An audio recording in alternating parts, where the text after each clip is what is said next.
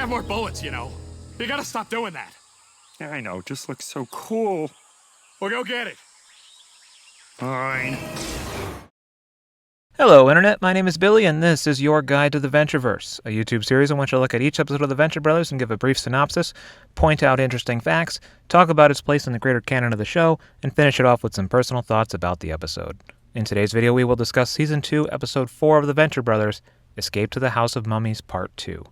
This episode was written by Doc Hammer and first aired on July 16th, 2006. Let's get into it.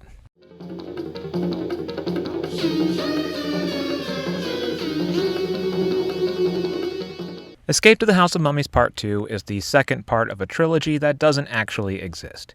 When the episode begins, the Venture family is being held hostage by the Osiris cult. Dr. Venture manages to escape with the help of Dr. Orpheus and takes the X-1 home to figure out a way to save the rest of the family, but Dr. Venture gets distracted by a science versus magic debate with Dr. Orpheus. The two compete to see who can figure out how to shrink themselves first, using science and magic respectively.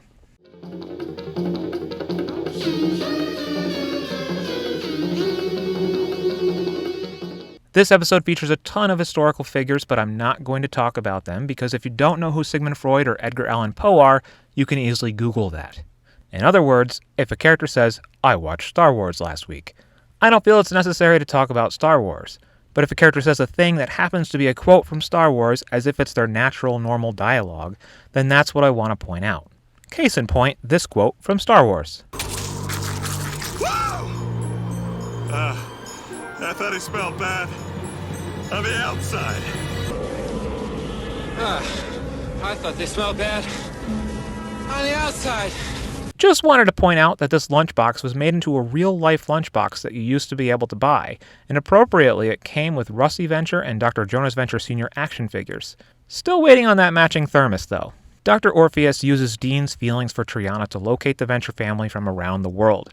Doc Hammer speaks on that in the commentary.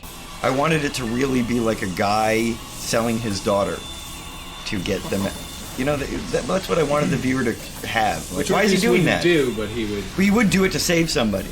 And he is. Yeah. Also, in an earlier, much more explicit draft of the episode, it was much more clear that the Master's plan was to make Orpheus feel small. Here's another clip from the commentary. You know, he was going to be Orpheus's wife, I think. No, having sex with Orpheus's wife as Orpheus's wife's new husband. Right. And then, because the whole point is to get Orpheus feeling very small.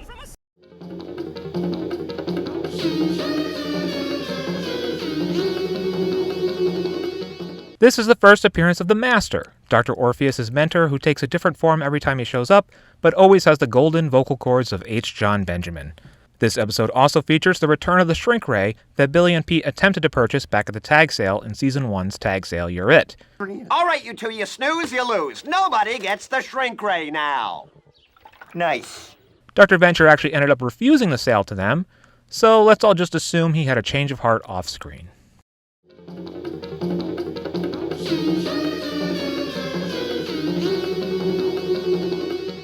This episode manages to have a wild adventure and a mundane compound hang and introduce us to the Master all in about 20 minutes without feeling rushed. That's pretty incredible. There's a lot of stuff I could say about this episode, but I want to focus in on 3 little words. Give me head. Give me the hand of Osiris. Give me head. You didn't just say that. I absolutely did. What are you gonna do about it? Give me head is an expression everyone has probably used or at least heard at some point in their life. And yet, I don't think I've ever once heard it on TV or in a movie outside of the Venture Brothers. And I know it's maybe a silly thing to geek out about, but I remember being so jarred by these 3 words the first time I heard Dr. Venture say them, because it's both real-life familiar and TV unfamiliar at once. It's also not a particularly clever comeback, but what it is incredibly real. It feels like a thing someone might actually say. And that's where I think the Venture Brothers really excels in its writing. I love Dr. Venture saying, "Give me head," and I love the Venture Brothers. As always, thank you for watching and go Team Venture. Tune in next week for 20 Years to Midnight. If you dug this video, share it with a friend, and if there was some huge thing that I missed in this video, follow me on Instagram at Ventureverse Guide to see these videos early and offer your input before I upload the final product.